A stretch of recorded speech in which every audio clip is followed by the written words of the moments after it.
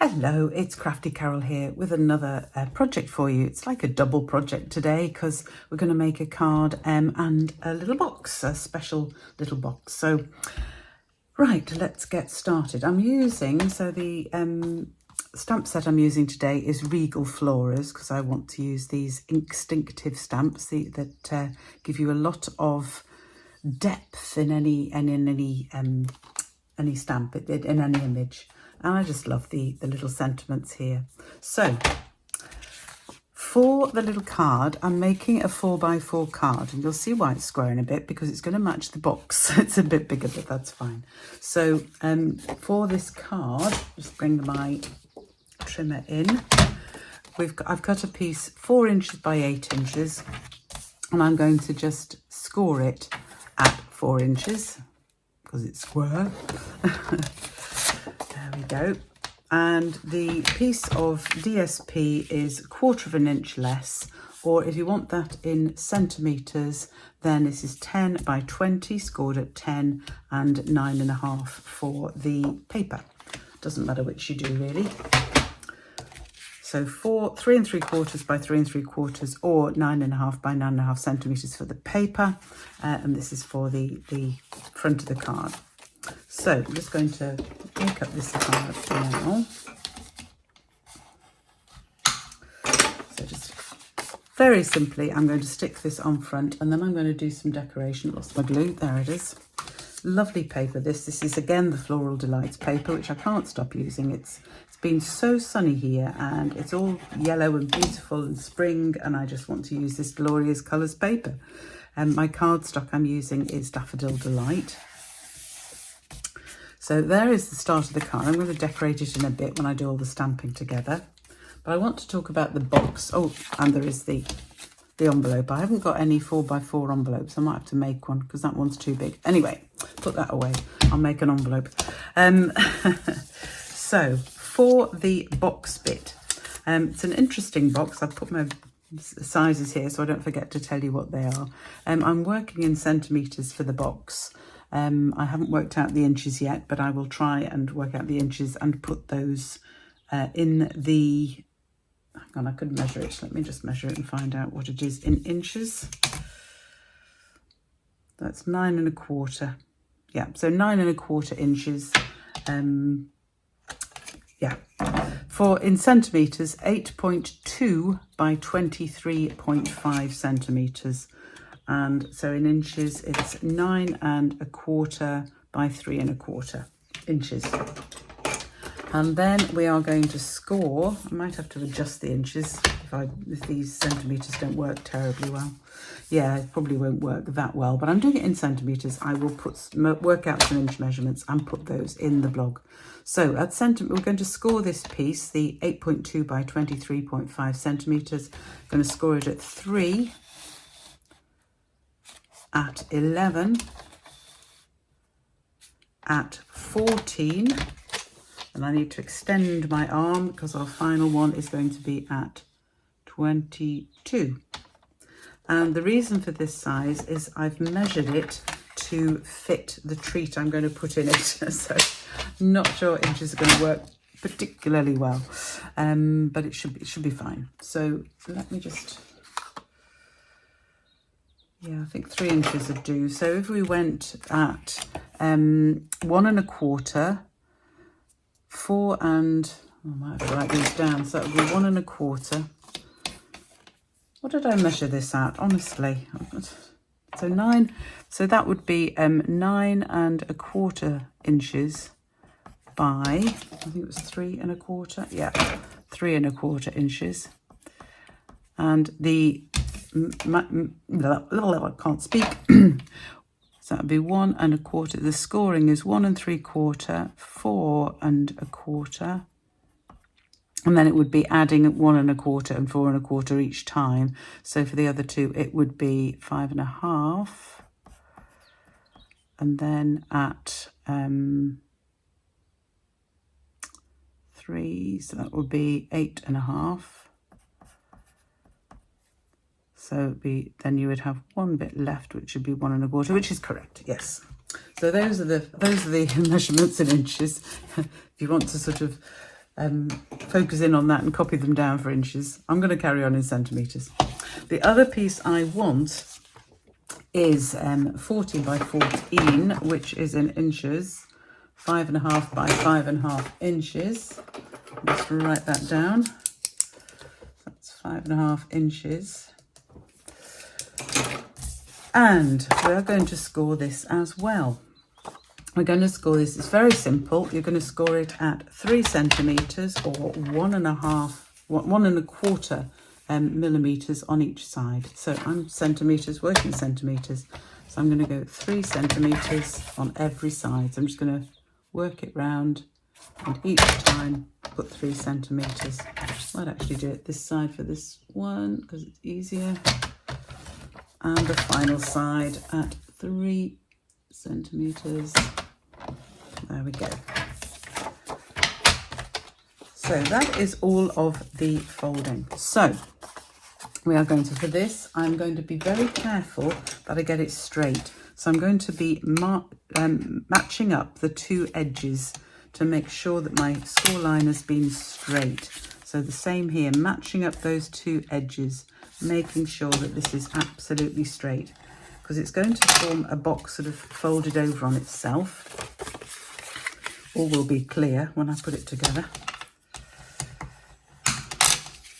And then we've got a little final tab here, which is just going to form the closure mechanism, like that.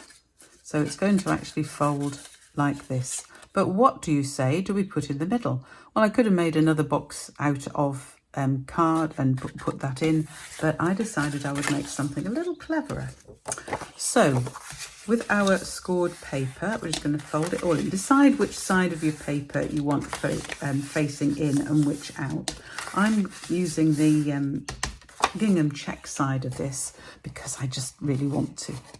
Now we're going to fold the corners, and you can either put a little score line in, or you can just simply fold it by folding over one side and taking the opposite corner to the point. So if I fold that up, bring that corner to the point, and then I can just use a finger, because it's DSP, I don't need a bone folder, just to fold it.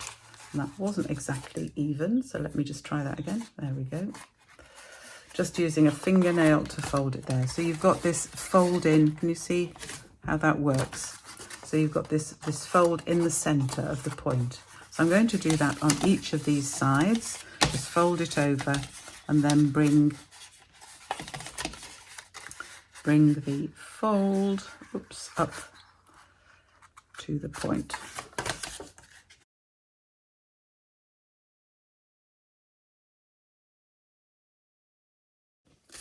Okay, so once we've done all that creasing, so we've got some nice firm creases in there, I'm going to put glue, I'm going to mark actually, just on the sort of upper bit and the bottom bit, so that the upper inner, I don't know. Anyway, that's what, these are the ones you want to put the glue on. Just these shapes, the triangle shapes that you've created with your folding. Put the glue on like that. And then you're going to fold in each side and just stick it down.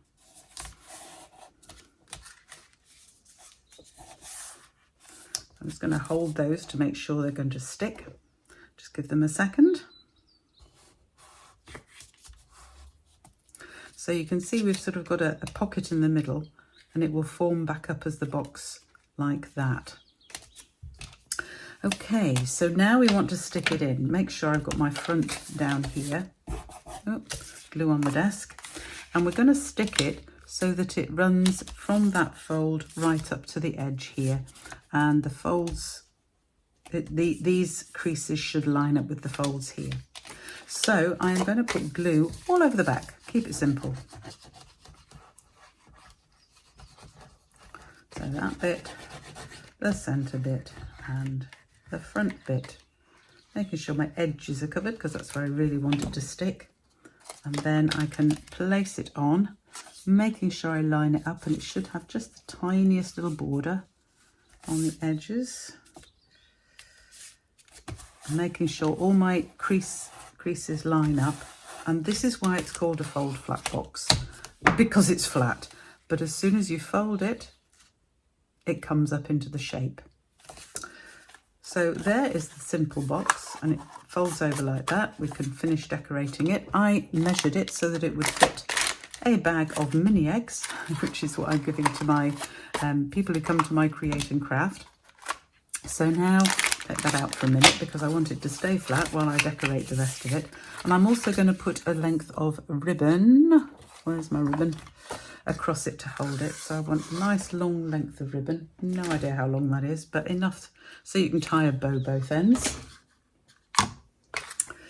And on the front of the box, which is this one by the flap here, I am going to stick another piece of DSP like that. So you can have whichever side up you want. Obviously, I decided to use this rather nice gingham side on this because it is very beautiful. So pop that on there. Ah! No, stick the ribbon down first. There we go. Oh my goodness. And I'm going to make sure that ribbon is central. There we go. Don't forget to put the ribbon on before you stick the top down. And then a small piece of tear and tape just to hold the ribbon down on the other side here. So I'm going to have it, the tear and tape just about here. Again, you can mark it if you want. I'm just eyeballing it to try and get it in the middle. That's close enough. And then don't pull the ribbon, just lay it down gently so that it fits round, and check that everything still closes, which it does. So there is my box. I can now put my little mini eggs in and tie it together.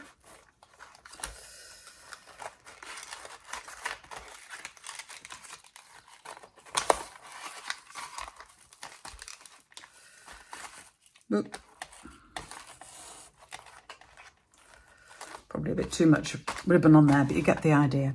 And then to decorate it, and I've already got the one I made before, I've actually used the flowers from the Regal Flora stamped in Daffodil Delight and these lovely branches, and cut them out with the dies that come with the bundle, stuck them on the top. I've used the Sending Love Your Way, and these leaves and the sentiment are stamped in Old Olive, and I've just trimmed around that following the sort of line of the actual words on there, and stuck them on. The flowers with dimensionals, this with dimensionals, and these flat, and that just decorates the top, which I'll go away and do on this one as well. But it was the box itself I wanted you to see.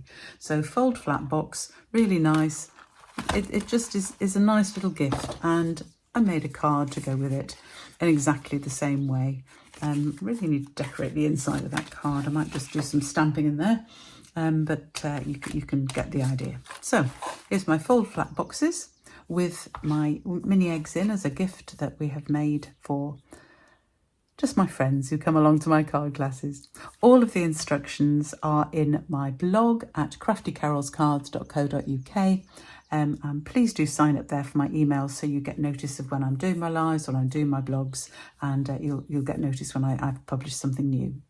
So thanks very much for joining me today, and I will see you again soon. Bye for now.